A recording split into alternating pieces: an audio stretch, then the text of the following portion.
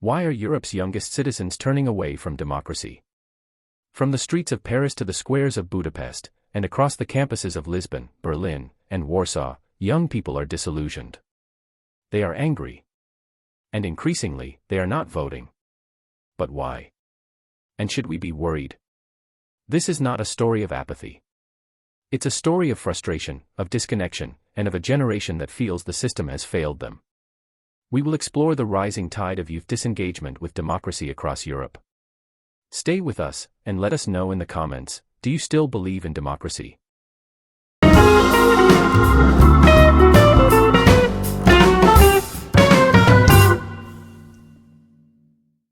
Let's start with the facts. According to the 2024 Eurobarometer, only 46% of Europeans aged 18 to 24 said they were very likely to vote in the next European Parliament elections. In contrast, over 70% of those over 50 said they would definitely vote. In the 2019 EU elections, youth turnout was just 42%. In some countries like Slovakia and the Czech Republic, youth turnout dipped below 30%. Meanwhile, a 2023 OECD study found that only 39% of young people across Europe believe that democracy is the best form of government. That's down from 59% just a decade ago. So what's going wrong? In nearly every European capital, rent has skyrocketed. In Dublin, Amsterdam, Barcelona, young people are spending over half their income on housing. Many live with parents into their late 20s or even 30s.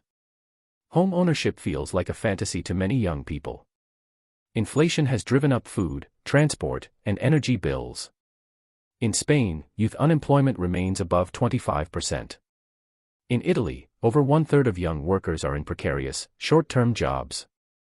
What does democracy offer, they ask, when the system can't even guarantee affordable housing or a secure job? Climate change is another critical trigger. Young Europeans see a world on fire, quite literally. From record-breaking heat waves in Italy to floods in Germany and forest fires in Greece, the climate crisis is real. Movements like Fridays for Future have mobilized millions of young people. But political action, they say, is too slow. Many are turning to direct action, even civil disobedience, feeling traditional democratic tools have failed to respond fast enough. Another factor is distance. Not geographical, but emotional and political. Many young people feel disconnected from the institutions that claim to represent them. The European Union often feels bureaucratic, technocratic, and out of touch. National governments too are seen as slow, corrupt, or captured by elites. Digital culture plays a role here. While many young Europeans are politically active online, they don't necessarily feel engaged by formal democratic processes. TikTok is more influential than the European Commission. Here's the counterpoint. Is it democracy that's failing, or is it our failure to engage with it? There are signs of hope. In Ireland, citizens' assemblies have brought young people into key decisions. In Finland, youth councils have real influence on local policies. The European Youth Parliament engages thousands every year. And the 2019 surge in youth voter turnout, especially in countries like Germany and Sweden, showed that when issues feel urgent, young people do show up. What could change this trend? Experts say three things are vital: representation, relevance, and reform. Young people need to see themselves in power. More MPs under 30. More mayors, ministers, and MEPs who know what it means to rent, not own. Politics must address their actual concerns: climate justice, housing, mental health, education.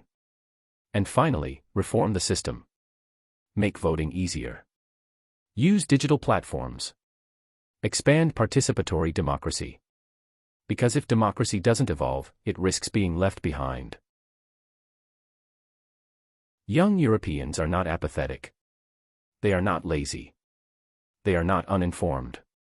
They are frustrated, disillusioned, and waiting for a reason to believe. So here's the big question: can democracy win them back? Or will the next generation turn its back on the system entirely? Tell us in the comments, do you think democracy still works? Like, share, and subscribe for more deep dives into European politics. And don't forget to hit the bell icon so you don't miss our next episode.